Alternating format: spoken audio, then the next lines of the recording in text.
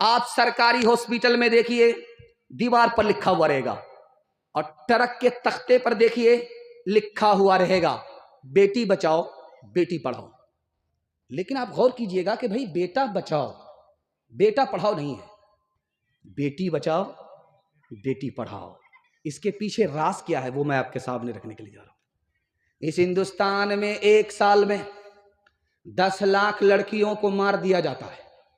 ये मारने वाले कोई और नहीं, घर के लोग हैं, और घर के लोग में भी आम लोग नहीं है, माँ बाप है। अल्ट्रासाउंड मशीन ने बता दिया कि पेट में बेटा है, आने दो, ई कदर आ कदर ई कदर आ कदर ई कदर आ कदर। 1 दर्जन आ गए, ना माँ घबरा रही है ना बाप घबरा रहा, बरकत आ रही है। लेकिन जैसे ही अल्ट्रासाउंड मशीन ने बता दिया कि पेट में बेटा नहीं बेटी है, जल्ले तू जलाल तू इस बला को टाल। इंजेक्शन के जरिए गिरा लिया गया, गोली खा करके गिरा लिया गया, ऑपरेशन करा लिया गया। इंजेक्शन के जरिए गिराने के नतीजे में 1 साल में 10 लाख मासूम लड़कियों की जान चली जाती है। इसलिए लिखा रहता है बेटी बचाओ बेटी पढ़ाओ। सर गाड़ करके बैठा हुआ था, उधर से खबर आई कि तुम्हारे यहां बेटा हुआ है। सर गाड़ करके पहले से बैठा हुआ था, और खबर मिलते ही सीना तानता है, सर उठाता है और आसमान को देख रहा कहीं जिब्रील वही लेकर के तो नहीं आ रहे। बेटे का नाम जैसे आया, कलेजा चौड़ा हो गया, सर उठा लिया। सर उठा करके बैठा हुआ था, उधर से खबर आई कि तुमको बेटी हुई है। सर गाड़ करके ऐसे बैठ गया कि मुराकबे में सीधा मक्का पहुंच गया है, अब हज करके ही वहां से लौटेगा। बेटा पैदा होता है तो हम खुश होते हैं, सर उठाते हैं। बेटी पैदा होती है तो हम मायूस होते हैं, सर गाड़ लेते हैं। पहला सितम। दूसरा सितम दिखाने के लिए जा रहा हूं। हज में जा रहा है, उम्रे में जा रहा है, बोला करके कान में बेटे से कहा कि बेटा मैं पता नहीं मक्का से जिंदा आऊंगा या जनाजा उठेगा। अकाउंट बैलेंस के मालिक तुम हो, जमीन के मालिक तुम हो, मकान के मालिक तुम हो, सबका मालिक मैंने तुमको बना दिया। बेटी तक को पूछा तक नहीं, बेटी से कोई मशवरा भी नहीं किया। और जब मक्का से वापिस आया तो बेटी को बुला करके कहता है कि ये खजूर का तबर्रुक है ले लो, ये जमजम का पानी है तबर्रुक है ले लो। लिखने वाले ने लिखा बेटा को माला माल किया, बेटी को कंगाल किया, तोहफे में दोनों को बराबर नहीं किया। हज से वापिस आया, हज भी कबूल नहीं, जन्नत में जाने की गारंटी भी नहीं। इधर बेटी का बाप बैठा हुआ है, इधर बेटे का बाप बैठा हुआ है। तो बेटी के बाप से बेटे का बाप कहता है समधी नीचे से तो सब कुछ दे रहे हैं, ऊपर से भी बढ़ा दीजिए। अब उसके पैर के नीचे से जमीन निकल गई, कलेजा मुंह को आ गया। गाड़ी नगद दे रहे हैं, सामान नगद दे रहे हैं, पैसा दे रहे हैं, ऊपर से बढ़ाने के लिए क्या बोल रहा है। तो बहुत डर डरा करके करीब से कहता हाजी साहब मैं आपकी बात को समझा नहीं कि कुछ ऊपर से बढ़ा दीजिएगा। तो खिसिया करके कहता कि आप भी अजीब आदमी, एक मोटी बात नहीं समझते। 100 गाड़ी बारात लेकर के आएंगे, तेल का पैसा भी आप दे दीजिएगा, किराया भी आप दे दीजिएगा। हलवाई की दुकान नाना जी का फातिहा। हाथ उठाइए, वादा कीजिए अपनी शादी और अपने बेटे की शादी फ्री में करेंगे इंशाअल्लाह। अच्छा जरा देखिएगा, उन लोगों ने भी हाथ उठाया है जिनकी शादी हो गई है, और ये चैनल वाले बैठे हुए और बगल में उनकी बीवी बैठी हुई है। अगर ये वीडियो शूट करके वहां पहुंचा दे तो वो बीवी ऊपर इसको पहुंचाएगी कि नहीं पहुंचाएगी। मौत से अपना दामन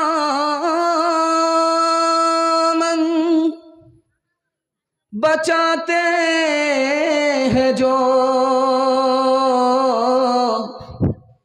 जिंदगी फिर उन्हें राह आती नहीं। जब से उसने सुना एक बहू जल गई, नन्ही बच्ची मेरी मुस्कुराती नहीं। कितना सच है कितना झूठ है, कितना हक है कितनी लूट है, कितना हक है कितनी लूट है। रख सभी का लाज कुछ न बोल, क्या है ये समाज कुछ न बोल, क्या है ये समाज कुछ न बोल। ढोल का ये पौल सिर्फ देख ले, ए दिल ज़बान खोल, सिर्फ देख ले, ए दिल ज़बान खोल, सिर्फ देख ले, ए दिल ज़बान खोल, सिर्फ देख ले। मान ले जहां की बात को, दिन समझ ले काली रात को, दिन समझ ले काली रात को। चलने दे यूं ही ये सिलसिला, कुछ न बोल किसको क्या मिला, कुछ न बोल किसको क्या मिला। तराजुओं का झोल सिर्फ देख ले, ए दिल ज़बान खोल, सिर्फ देख ले, ए दिल ज़बान खोल, सिर्फ देख ले। सिर्फ 5 से 7 मिनट का मेरे हिस्से का जलसा बाकी रह गया है। हाथी पास हो चुका है, सिर्फ दुम फंसी हुई है। एक झटका में दुम भी पास हो जाएगी। छोटे छोटे बच्चों के हवाले से पैगाम आ गया, जवानों के हवाले से पैगाम बाकी था। हमारे जवान सुनने के लिए तैयार हैं, जोश के साथ हाथ उठाइए। बूढ़े लोग गलती से हाथ मत उठाइए। आप लोग सीधा जन्नत में जाकर के जवान होंगे, हूर से आपका जरूर निकाह होगा, लेकिन यहां कोई चांस नहीं। ध्यान से सुनिएगा, तेजी के साथ निकल जाएगा। इस महीने में, शाबान में, शबे बरात में, रमजान में, शबे कदर में 2 आदमी की माफी नहीं होती। कितना बड़ा पापी है भाई। रमजान आकर के चला जाता है, शबे कदर आकर चली जाती है, माफी नहीं होती। और जब रमजान में माफी नहीं होगी तो कब माफी होगी? वो कितना बड़ा पापी है, वो दिखाने के लिए जा रहा हूं। पहला नौजवान जो मुंह काला करता है, जिना करता है, तौबा नहीं करता। जिस वक्त मुंह काला करता है, जिना करता है, सीने से ईमान निकल करके सर पर आ जाता। और जिस वक्त दारू पीता है, उसके हलक के नीचे दारू जाती है, अंदर से खौफे खुदा निकल जाता। उसकी जबान का कुफ्र सर चढ़ करके बोलता है, ये इतना बड़ा पापी है, रमजान आ गया चला गया मगर इसकी माफी नहीं। तकिया पर जब आपका सर जाए तो 3 मिनट के लिए सोचिएगा, रमजान में शैतान कैद है, फिर गुनाह कैसे हो रहा है? मुसलमान गुनाह कर रहा है, गुनाह कैसे होता है? इसका पहला जवाब लिखा, बड़ा शैतान कैद है, छोटा शैतान आजाद है। ये गुनाह जो हो रहा है ये 58-54 की वजह से हो रहा है। दूसरा जवाब लिखा, चाहे बड़ा शैतान हो चाहे छोटा शैतान हो, दोनों कैद है। शैतान की वजह से गुनाह नहीं हो रहा है रमजान में, बल्कि नफ्स की वजह से गुनाह हो रहा है। ये नफ्स आजाद है, नफ्स के असर से गुनाह हो रहा है। कैसे? आप चले जाइए दाल कोला में देखेंगे लोहार के यहाँ भट्टी है, भट्टी में आग लग रही है, उसके अंदर लोहा गया, बिल्कुल लाल हो गया। बगल में बाल्टी है, ठंडा पानी है, लाल सुर्ख लोहे को निकाला और जैसे ही ठंडे पानी में डाला, छन से बोला, लाली तो चली गई। जब लोहे को पानी से निकाला गया, ठंडे पानी से, उस पर हाथ रख करके देखा गया तो उसकी गर्मी थोड़ी बहुत महसूस हो रही है। 11 महीना गुनाह में गुजरा, उसका असर बाकी रह गया। रमजान में भी गुनाह नहीं छूटा। सबसे बड़ा गुनाह क्या है? हदीस के हवाले से सुनाता हूं, पैगाम को खत्म कर रहा हूं। एक औरत ने दरवाजा खोला और बहला फुसला करके एक जवान को अंदर दाखिल किया, दरवाजा लॉक कर दिया। उसके बाद उसने कहा कि मुझसे जिना करो तब दरवाजा खुलेगा, तुम्हारी आबरू बचेगी, जान बचेगी। जवान हाथ जोड़ करके खड़ा हो गया कि इतना बड़ा गुनाह हमसे हो नहीं सकता। औरत चालाक थी, उसने कहा ये मेरा मासूम बच्चा है, इसको कत्ल कर दो। दरवाजा खुलेगा, तुम्हारी जान भी बच जाएगी, तुम निकल जाओगे। जवान हाथ जोड़ करके खड़ा हो गया कि इतना बड़ा गुनाह हमसे हो नहीं सकता। अब औरत सेंटर पॉइंट पर उसको लेकर के आ गई, दारू की एक बोतल दे करके कहा कि बस इतना छोटा सा गुनाह है, इसको कर लो, बस तुम्हारी छुट्टी। जवानों ने, उस जवान ने शराब की बोतल को सबसे छोटा गुनाह समझ करके जैसे ही बोतल के ढक्कन को खोल करके हलक के नीचे दारू को उतारा, दारू जैसे ही उतरी सर पर नशा आया, पहली फुर्सत में उसने औरत से जिना किया, मासूम को कत्ल किया। एक शराब आई, सारे गुनाह। हाथ उठाइए, वादा कीजिए कि दारू से खुद भी बचेंगे, पूरे समाज को बचाएंगे। हाथ उठाइए इंशाअल्लाह। रमजान भर छोड़ देंगे, बाद में देखेंगे। हाथ उठाइए इंशाअल्लाह। एक इंसान हूँ मैं, फरिश्ता नहीं, जो फरिश्ता बने उनसे रिश्ता नहीं। एक इंसान हूँ मैं, फरिश्ता नहीं, जो फरिश्ता बने उनसे रिश्ता नहीं। कहो अच्छा या खराब, मैं तो पीता हूँ, मिले जितनी शराब मैं तो पीता हूँ। कोई अपना घर हो तो रोके मुझे, मैं गलत कर रहा हूँ तो टोके मुझे। कोई अपना घर हो तो रोके मुझे, मैं गलत कर रहा हूँ तो टोके मुझे। किसे देना है हिसाब, मैं तो पीता हूँ, मिले जितनी शराब मैं तो पीता हूँ।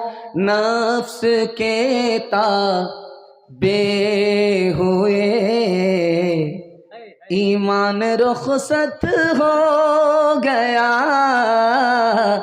वो ज़नाने में घुसे मेहमान रुखसत हो गया।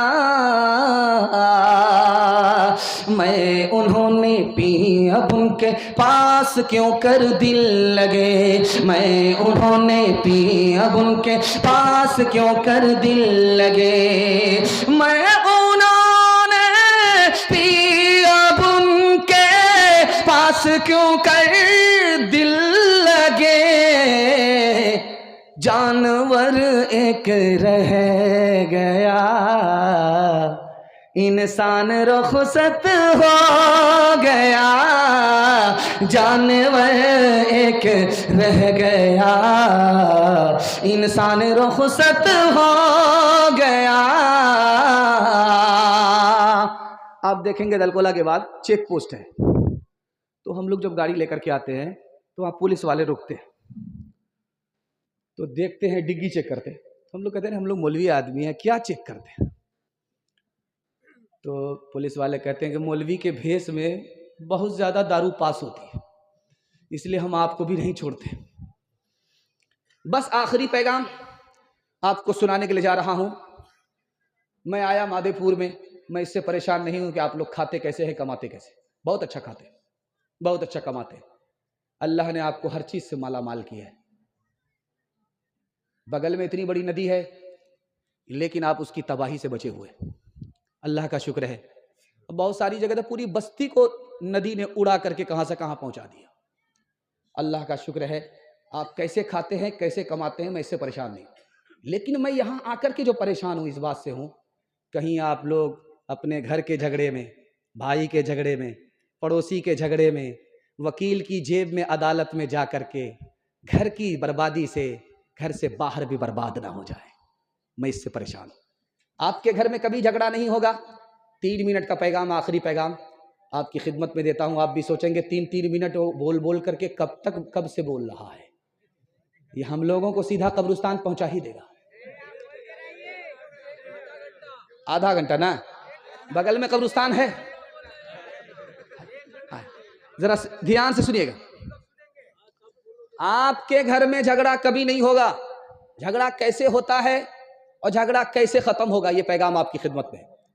झाड़ फूक करने वाले के पास आदमी आकर के बोलता है कि मेरा बेटा जेल में है, एक तावीज़ दे दीजिए, छूट करके आ जाए। तो झाड़ फूक करने वाले ने कहा तुम्हारा बेटा कौन से जुर्म में जेल गया? कहा किसी को ठोक दिया था गोली से। अब दिल पर हाथ रख करके बताइए कि तावीज़ का फायदा होगा? झाड़ फूक करने वाले के पास आदमी आकर के बोला मेरे घर में खुद ब खुद आग लग जाती है, पूरा घर जल जाता है, किसने लगाई पता नहीं चलता। तो उस आमिल ने, दीनदार ने कहा दूसरे की तरफ उंगली उठाने से पहले अपने गिरेबान में मुंह डाल करके देखो, तुम्हारे घर में जरूर कोई गुनाह हो रहा है जिसकी वजह से आग तुमको जला रही है। जब तक उस गुनाह का सिलसिला खत्म नहीं होगा आग तुमको जलाकर राख करती रहेगी। जब गौर किया गया अपने गिरेबान में मुंह डाल करके, तो बस्ती का जो घर का बूढ़ा था वही घर में दारू पी रहा था। जो सेंटर पॉइंट है वहां में मैं लेकर के आपको आ गया। झाड़ फूक करने वाले के पास लोग आकर के कहते हैं कि देखिए मेरा कारोबार बहुत अच्छा चल रहा था, पड़ोसी ने कर दिया है जादू, मेरा कारोबार बैठ गया। मेरा बच्चा पहलवान था, तंदुरुस्त था, पड़ोसी ने जादू कर दिया है, कुछ कर दिया है, बीमार पड़ गया। बीमार बेटे का जनाजा उठ गया, कुछ पड़ोसी ने किया। अल्लाह आपके इल्म में इजाफा फरमाए। मसनद रसूल पर बैठ करके मैं कहता हूं दो चीजों पर जादू का असर नहीं होता। ये मेरी जबान नहीं है कि झूठी हो जाए, हदीस की जबान है, कोई झूठा कर नहीं सकता। कुरान की जबान है, कभी झूठी हो नहीं सकती। दो चीजों पर जादू का असर नहीं होता। रोजी पर जादू का असर नहीं होता, मौत पर जादू का असर नहीं होता। जादू के जरिए कोई रोजी छीन नहीं सकता, जादू के जरिए कोई जान ले नहीं सकता। अगर कोई बोल रहा है आपसे, चाहे वो दाढ़ी वाला हो, टोपी वाला हो, कि पड़ोसी ने कर दिया है इसलिए कारोबार फेल है, पड़ोसी ने कर दिया इसलिए तुम्हारा बेटा बीमार है, जनाजा उठ गया, वो इबलीस है। वो कुरान पर भी झूठ बोल रहा है, हदीस पर भी झूठ बोल रहा है। एक मिसाल पर पैगाम खत्म कर रहा हूं। अभी मस्जिद में टोटी लगी हुई होती है, इतना आसान कर दिया वजू को कि टोटी खोलिए, धड़ाधड़ वजू कर लीजिए। और आज से 50 साल पहले कुआं होता था, उससे लोग खींचते थे पानी को। आज टोटी से वजू करके भी लोग नमाज के लिए नहीं आते। एक जमाना था कि कुएं से लोग पानी खींचते थे, इतनी तकलीफ उठा करके कुएं से पानी निकाल करके पूरी बस्ती से खींच खींच करके लोग मस्जिद में नमाज पढ़ने के लिए आ जाते थे। उसके बाद जमाना बदला तो हौज बनाया गया वजू के लिए, और उस हौज में कभी कभी छपकली गिर जाए। जब डूबने लगे तो नमाजी को तरस आए, उंगली का सहारा दे करके बचा ले। और कभी कभी उस हौज में बिच्छू गिर जाता था, तो नमाजी को तरस आया, बिच्छू डूब रहा है, उसको तिनके का सहारा मिले। जैसे ही उंगली बढ़ाया, बिच्छू ने डंक मारा, उंगली खींच लिया। दूसरी बार फिर हराया, फिर उसने डंक मारा, फिर खींच लिया। तीसरी बार उस डूबते हुए को तिनके का सहारा मिल जाए, फिर उंगली बढ़ाया, फिर उसने डंक मारा, फिर खींच लिया। ये बढ़ाते रहे, वो डंक मारता रहा, ये बढ़ाते रहे, वो डंक मारता रहा। कहने वाले ने कहा अरे मर जाने दो उस जालिम को जिसको भले बुरे की तमीज नहीं है कि कौन उसका खैर खा है, कौन उसका दोस्त है, कौन उसका दुश्मन है। तो उस आरिफ ने कितनी प्यारी बात कही, आपके घर में हर झगड़ा खत्म हो जाए। उसने कहा कि बिच्छू बुरा होकर के बुराई नहीं छोड़ता, मैं भला होकर के भलाई कैसे छोड़ सकता। हाथ उठाइए, वादा कीजिए अपने भाई को, पड़ोसी को माफ करेंगे, बदला नहीं लेंगे। हाथ उठा दीजिए इंशाल्लाह। दामाद बेटी का झगड़ा होगा, दामाद सीधा जेल जाएगा, हाथ उठाइए इंशाल्लाह। एक से एक मिले तो कतरा बन जाता है दरिया, एक से एक मिले तो जर्रा बन जाता है सहरा, एक से एक मिले तो राई बन सकती है पर्वत, एक से एक मिले तो इंसान बस में कर ले किस्मत, एक से एक मिले तो इंसान बस में कर ले किस्मत। एक अकेला थक जाएगा, मिलकर बोझ उठाना, साथी हाथ बढ़ाना, साथी हाथ बढ़ाना। मेहनत अपने लेके रेखा मेहनत से क्या डरना, कल गैरों की खातिर की आज अपनी खातिर करना। दुख भी अपना एक है साथी, सुख भी अपना एक, अपनी मंजिल सच की मंजिल अपना रास्ता ले। एक अकेला थक जाएगा मिलकर बोझ उठाना, साथी हाथ बढ़ाना, साथी साथी हाथ बढ़ाना। मुसलसल जलसा है। मुझे उम्मीद नहीं थी कि इतनी एनर्जी के साथ मैं आपको जलसा सुना पाऊंगा। मुसलसल जलसा है। मुसलसल जलसे में होता क्या है, एक जलसे पर दूसरा जलसा सवार है। आपके यहाँ से निकलेंगे, दूसरे जलसे का सफ़र होगा, वहाँ से जलसा करके फिर तीसरे जलसे का सफ़र होगा। इतनी एनर्जी के साथ कोई सुना नहीं सकता, लेकिन इतनी एनर्जी के साथ मैं क्यों सुना रहा हूँ? सफलाई आपके पास से आ रही है, आप बड़ी मोहब्बत से सुन रहे हैं। अल्लाह हमारे सुनाने को, आपके सुनने को बेहद कबूल फरमाए। मैं जितनी भी देर सुनाता रहूं, आपका मूड ऐसा बन गया है कि आपकी प्यास नहीं बुझेगी। और मुझे गारंटी है, मैं आपको गारंटी देता हूं कि प्यास बाकी रहे, पैगाम खत्म हो जाए, जलसा कामयाब हो गया। अब मैं दुआ करता हूं इस जलसे को अल्लाह जमीन से लेकर के आसमान तक कबूल फरमाए। आखिरी पैगाम सुना रहा हूं 3 मिनट का, उसके बाद जहमत तमाम। काजी साहब मौजूद हैं, आप हाथ उठा करके वादा कीजिए कि जिंदगी भर सोने के लिए है। जब बैठ गए हैं जलसा सुनने के लिए तो साहिल पर कश्ती लगने वाली है, दुआ के बाद ही यहां से इंशाअल्लाह जाएंगे। हाथ उठा दीजिए इंशाअल्लाह। बस आखिरी पैगाम सुनाता हूं, हाथ उठा करके वादा कीजिए अपने माँ बाप की खिदमत करेंगे इंशाअल्लाह। माँ बाप को माँ बाप कहेंगे, सास ससुर को किबला और काबा कहेंगे। हाथ उठाइए इंशाअल्लाह। खैर माशाअल्लाह, आपकी चोरी मुकम्मल पकड़ी गई है।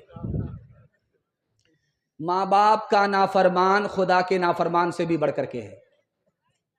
उसकी रमजान में भी माफी नहीं होती, रमजान के बाद भी माफी नहीं होती। रमजान में उसकी माफी नहीं होती। माँ बाप का नाफरमान खुदा के नाफरमान से बढ़ करके है। क्यों? खुदा माफ कर दे, अब वो नाफरमान नहीं, लेकिन माँ बाप अगर माफ ना करे तो खुदा भी माफ नहीं करता। माँ बाप का नाफरमान खुदा के नाफरमान से बढ़कर होता है। 3 फर्क दिखा रहा हूं, पैगाम को खत्म कर रहा हूं। माँ बाप में और औलाद में 3 फर्क है। पहला फर्क, जिस औरत को देखिए कुर्सी पर बैठी है, गाल पर हाथ है, समझ जाइए इसको बहुत सदमा है। औरत है, कुर्सी पर बैठी है, गाल पर हाथ है, समझ जाइए इसको बहुत सदमा। उसके रिश्तेदार ने कहा चांद जैसा शौहर मिला, जन्नत जैसा घर मिला, तुमको कौन सा सदमा है? उस औरत का जवाब सुनिए। माँ का किरदार कितना अजीम होता है, बाप का किरदार कितना अजीम होता है। उस औरत ने कहा कि 1 साल हो गया गोद में बच्चा नहीं, 2 साल हो गए गोद खाली है, बच्चे के बगैर कुछ भी अच्छा नहीं लगता, घर काटने को दौड़ता है। माँ बाप का वो किरदार है कि बच्चे के बगैर उनको कुछ भी अच्छा नहीं लगता। ये बगल में रेलवे स्टेशन है किशनगंज, आपका बच्चा तेलता को जाने दीजिए तेल बेचने में, यहां सारी ट्रेन रुकती नहीं है। ये किशनगंज है, इधर बारसोई है। आपका बच्चा बंबई से आता है, वो फोन करता है कि अब्बा मैं आ रहा हूं, बीवी से कहता है कि मैं आ रहा हूं, बच्चे से कहता है मैं आ रहा हूं, और उसको बारसोई पहुंचते पहुंचते सुबह हो जाती है, किशनगंज पहुंचते पहुंचते सुबह हो जाती है। जब वो घर पहुंचता है तो दिखा रहा हूं कि बीवी में, बच्चे में, माँ बाप में कितना बड़ा फर्क है। अब वो घर आता है तो देखता है कि बीवी खर्राटे ले रही है, बच्चे बेखबर सो रहे हैं, दोनों को जगाना पड़ रहा है, और बूढ़े माँ बाप पूरी रात जाग करके अपने मुसाफिर का इंतजार कर रहे हैं। तीसरा फर्क दिखाने के लिए जा रहा हूं, बहुत ध्यान से सुनिएगा। कभी कभी बेटे का झगड़ा माँ बाप से होता है, कभी माँ बाप का झगड़ा बेटे से होता है। इस झगड़े में फर्क दिखा रहा हूं। जब माँ बाप का झगड़ा बेटे से होता है तो घर छोड़ करके माँ बाप भाग जाते हैं। सुबह को भागे शाम में लौटे, शाम को भागे सुबह को लौटे। बच्चों ने ताना मारा, जब भागना था तो आए क्यों? तो बड़ी मोहब्बत से जुमला सुनिए, हमारी नफरत पर तुम्हारी मोहब्बत गालिब आ गई, इसलिए। अब देखिए, अब झगड़ा हो रहा है बेटे का माँ बाप से, और घर छोड़ करके बेटा ऐसा भागा कि ससुराल को पकड़ लिया। पलट करके अपने जीते जी मां का मुंह तक नहीं देखा। जब जनाजा उठा तो अब घड़ियाल के आंसू बहा रहा है, कंधा दे रहा है। हो बदनसीब, सांप तो निकल चुका, लकीर को आप पीट करके कुछ नहीं होगा। माँ बाप तुमको माफ कर देते थे, तुमने माँ बाप से बदला लिया, माफ नहीं किया। कितने बड़े बदनसीब हो। हाथ उठाइए, वादा कीजिए जैसे हमको माँ बाप माफ करते थे उसी तरह हम अपने माँ बाप को माफ करेंगे। हाथ उठाइए इंशाअल्लाह। शादी से पहले माँ बाप को, शादी के बाद सास ससुर को कमा करके खिलाएंगे। हाथ उठाइए इंशाअल्लाह। खैर माशाअल्लाह, मैं देख रहा हूं आपका ससुर मर भी गया है फिर भी आपने हाथ उठाया है। रो रो के मांगती हूँ तेरे लिए दुआएं, मर जाऊं तेरे बदले लेकर तेरी बलाएं।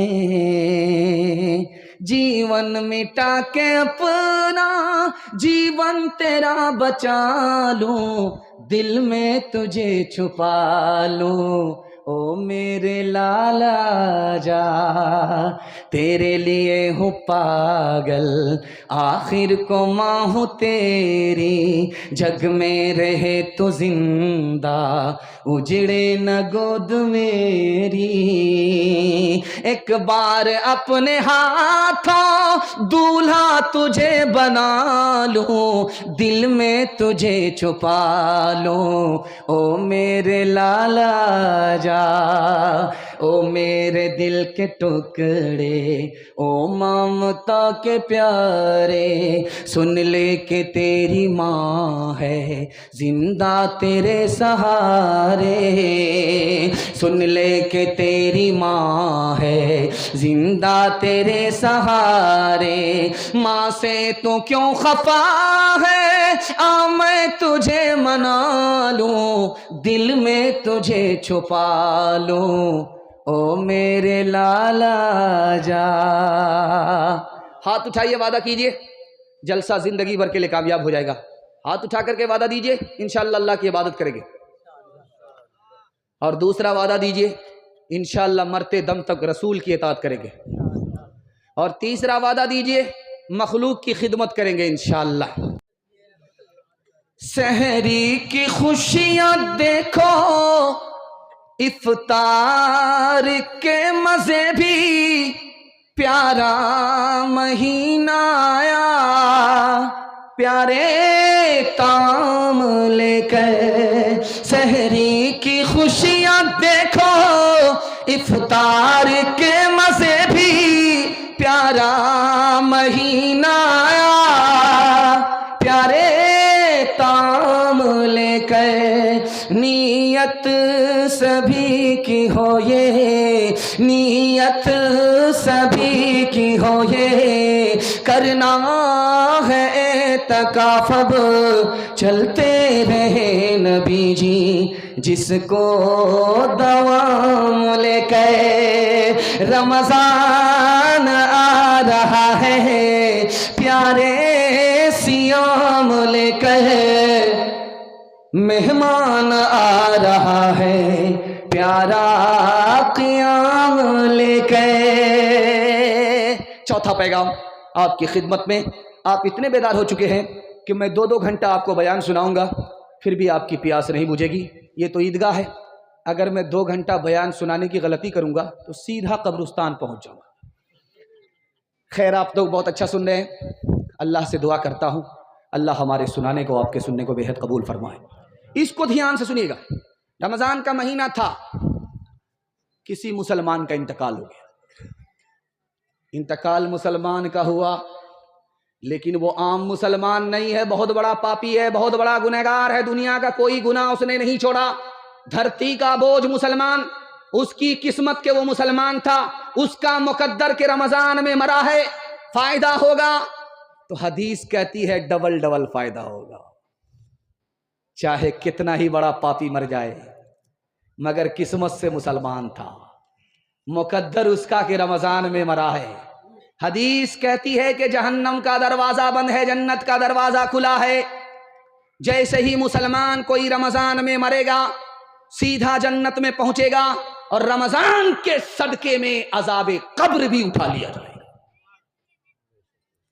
मरने वाला मुसलमान नहीं था, हम सोचे कि शायद पैसा आ रहा है, लेकिन पैसा तो खत्म हो गया। खैर माशाल्लाह, मरने वाला रमजान में मुसलमान नहीं है, गैर मुस्लिम है।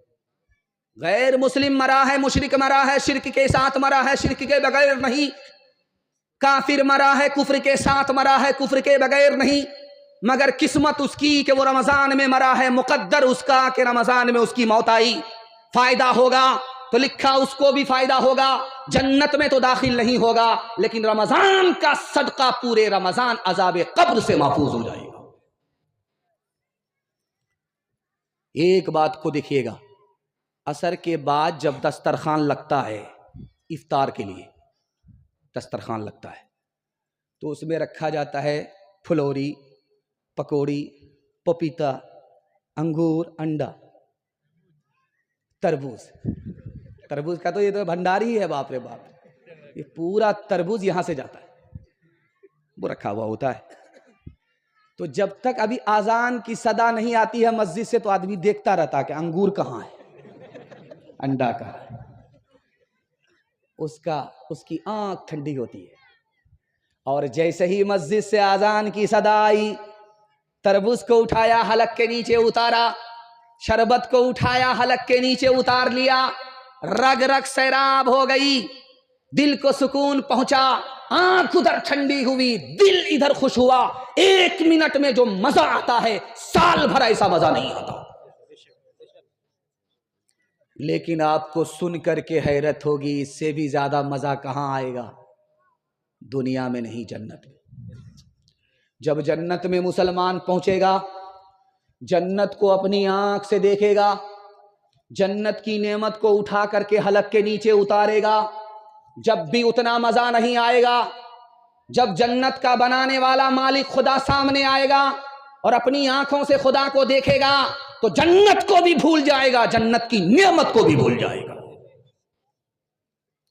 एक गैर मुस्लिम बोला, मैं मुसलमान हो जाऊंगा, मुझको क्या मिलेगा? तो एक आलिम दीन ने कहा, जन्नत मिलेगी। कहा, जन्नत के लिए मुसलमान नहीं हो सकता, जन्नत से बढ़ करके है तो बताओ। जन्नत के बदले में कलमा पढ़कर मुसलमान नहीं हो सकता, जन्नत से बेहतर है तो बताओ। वो आलिम दीन थे, कहा कि मैं जन्नत से बेहतर की जमानत लेता हूं, तुम कलमा पढ़कर मुसलमान हो जाओ, तुमको खुदा का दीदार होगा। खुदा के दीदार पर कुर्बान हो गया, कलमा पढ़कर मुसलमान।